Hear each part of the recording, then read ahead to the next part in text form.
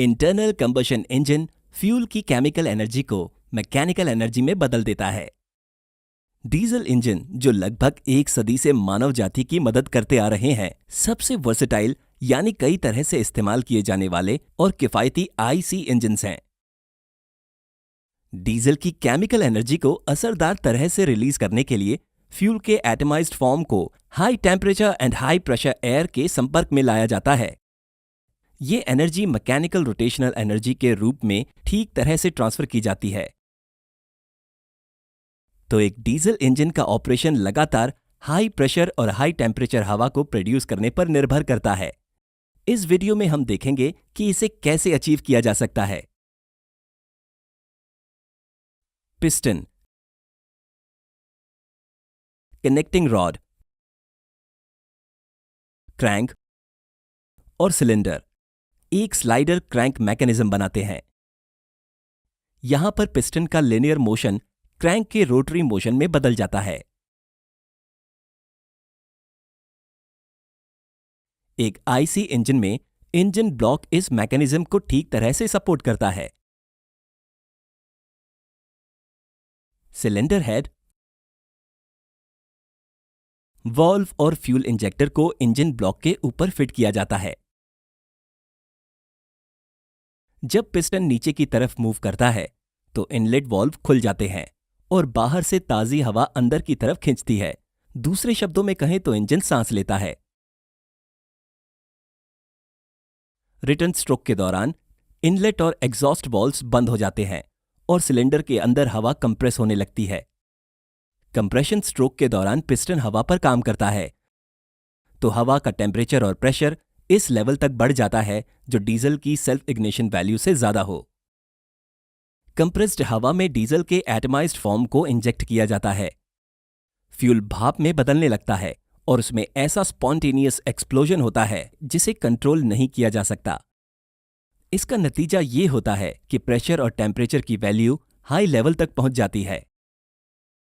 High energy का fluid piston को नीचे की तरफ पुश करता है। गर्म हवा पिस्टन पर काम करती है और फ्लूइड की एनर्जी पिस्टन की मैकेनिकल एनर्जी में बदल जाती है। केवल यही एक स्ट्रोक है जिसमें पिस्टन फ्लूइड से पावर एब्जॉर्ब करता है। सिस्टम की इनर्शिया की वजह से पिस्टन फिर से ऊपर की तरफ मूव करता है। इस बार एग्जॉस्ट के वॉल्व्स खुलते हैं और एग्जॉस्ट रिजेक्ट हो जाता है। फिर से सक्शन स्ट्रोक होता है। यह साइकिल, जिसमें टोटल 4 स्ट्रोक्स होते हैं, लगातार पावर प्रोडक्शन के लिए रिपीट होती रहती है।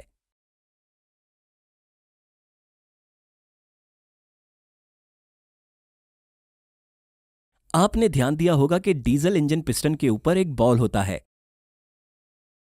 कंप्रेशन स्ट्रोक के दौरान यह बॉल लगातार घूम रही हवा को प्रोड्यूस करने में मदद करता है, इसलिए इंजेक्टेड फ्यूल हवा के साथ ठीक तरह से मिक्स हो पाता है। आईसी इंजन्स का मैकेनिकल डिजाइन, खास तौर पर डीजल इंजन्स की डिजाइन, काफी चुनौती भरा और दिलचस्प टास्क होता है, क्योंकि डीजल इंजन्स का कंबशन प्रोसेस कभी भी स्मूथ और एक जैसा नहीं होता। इनमें पेट्रोल इंजन के मुकाबले ज्यादा वाइब्रेशन और शोर होता है। इसलिए डीजल इंजन्स को एक रगेड स्ट्रक्चरल डिजाइन चाहिए होती है।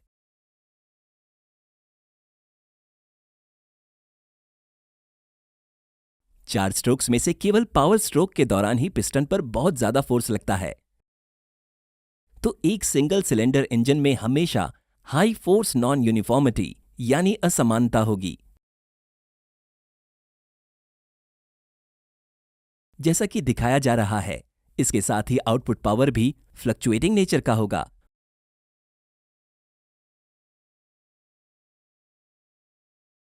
पर ज्यादा सिलेंडर्स के साथ इस समस्याओं का समाधान किया जा सकता है। इस 4 सिलेंडर इंजन को देखिए। यहां पर एक समय पर 4 अलग अलग स्ट्रोक्स होते हैं,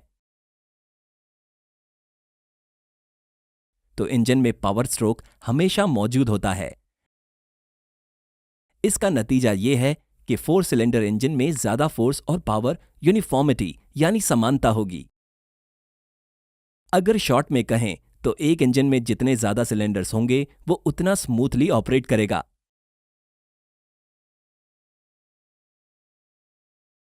एक 4 सिलेंडर इंजन आमतौर पर इस फायरिंग ऑर्डर के हिसाब से ऑपरेट करता है।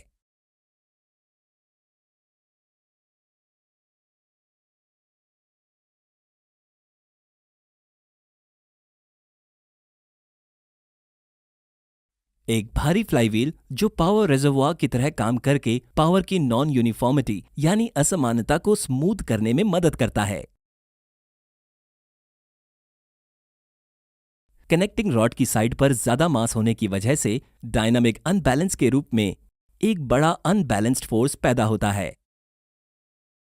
फ्रंट साइड पर काउंटर वेट्स देकर इसे सही किया जाता है।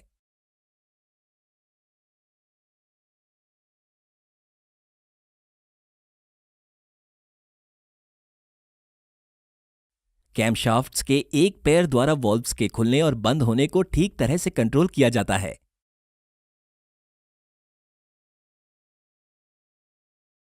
कैमशाफ्ट्स इंजन से अपना मोशन लेते हैं। यह क्लियर है कि कैमशाफ्ट्स को क्रैंकशाफ्ट्स की आधी स्पीड पर रोटेट होने की जरूरत होती है।